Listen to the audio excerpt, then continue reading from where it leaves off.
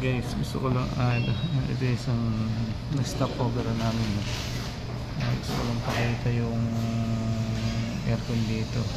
Ceiling cassette, pagka hindi maayos yan, pagka pursi yung ano yung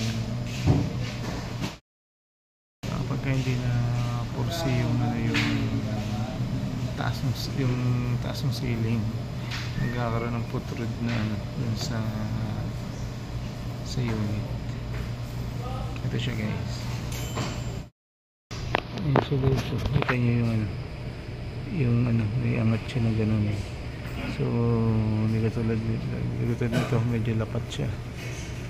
So kumpara dito, so hindi natin alam kung anong nangyari sa ceiling dyan sa taas at nagkaganyan. So medyo pangit kung medyo conscious ka sa aesthetics.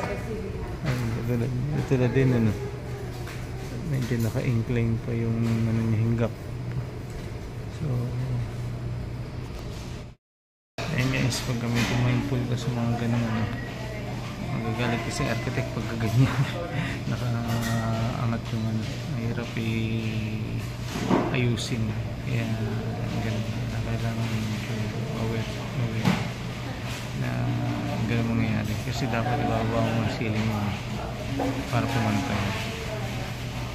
So baka may sinusunod na ceiling height, so lalo na sa mga feng shui business to, kaya baka hindi obra dahil may ceiling height sinusunod.